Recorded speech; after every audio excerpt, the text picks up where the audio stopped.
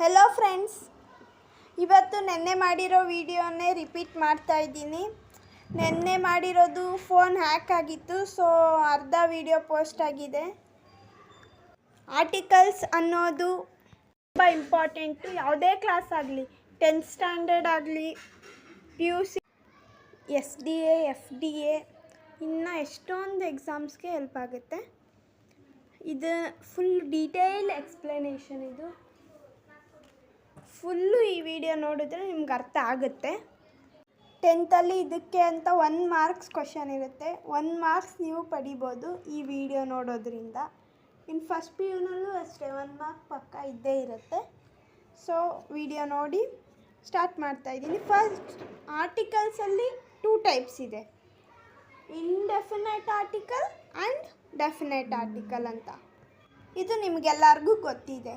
ಇಂಡೆಫಿನೈಟ್ ಅಂದರೆ ಎ ಮತ್ತು an, definite ಅಂದರೆ ದ. ಎ ಆ್ಯನ್ ಮೀನಿಂಗು 1 ಅಂತ. ಸೊ ಇಂಡೆಫಿನೈಟ್ ಆರ್ಟಿಕಲಲ್ಲಿ ಇಂಡೆಫಿನೈಟ್ ಆರ್ಟಿಕಲ್ನ ಯಾವಾಗ ಯೂಸ್ ಮಾಡ್ತಾರೆ? ಬಿಫೋರ್ ಓವೆಲ್ ಸೌಂಡ್ಗಿಂತ ಮುಂಚೆ ನಾವು ಆ್ಯನನ್ನು ಯೂಸ್ ಮಾಡ್ತೀವಿ. ಆ್ಯನ್, ಇಂಡೆಫಿನೈಟ್ ಆರ್ಟಿಕಲಲ್ಲಿ ಆ್ಯನ್. ನೆಕ್ಸ್ಟ್ ಅದಕ್ಕೆ ಎಕ್ಸಾಂಪಲ್ ನೋಡೋಣ. An apple, an elephant, an organisation, an umbrella, an ink bottle, etcetera. Next A ಕೂಡ ಇಂಡೆಫಿನೈಟ್ ಆರ್ಟಿಕಲ್. ಅದನ್ನು ಯಾವಾಗ ಯೂಸ್ ಮಾಡ್ತೀವಿ? Consonant sounds. ಸೊ ಅದೆಲ್ಲ ನಿಮ್ಗೆ ಗೊತ್ತಿರುತ್ತೆ. ಎಕ್ಸಾಂಪಲ್ ಏನು? A book, a boy, a girl. A ಅಂತಲೂ ಅನ್ಬೋದು, ಎ ಅಂತಲೂ ಅನ್ಬೋದು, ಅ ಅಂತಲೂ ಕೂಡ ಅನ್ಬೋದು. Next, definite articles.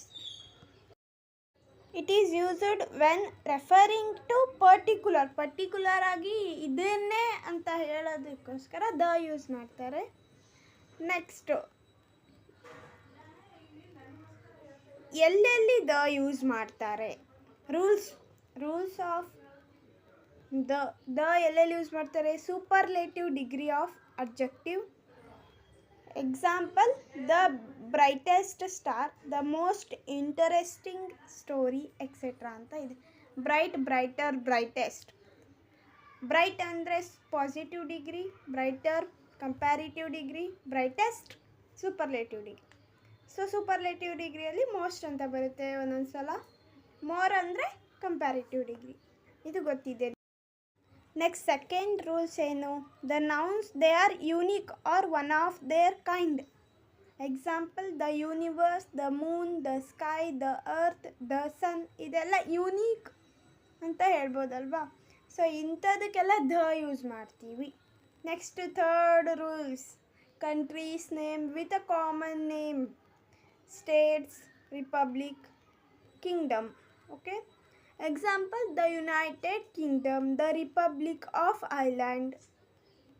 Next, fourth rules, peoples of well-known position or rank.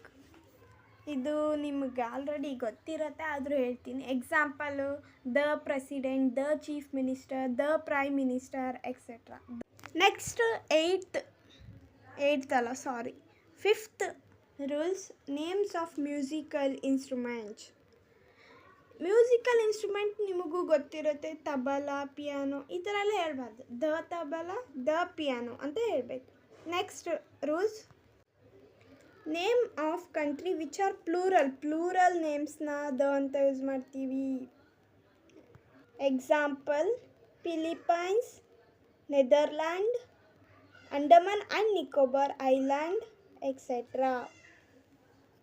Next, seventh rule, name of well known building and monuments. Building ಅಂದರೆ ನೆನಪಲ್ಲಿ ತಾಜ್ ಮಹಲ್.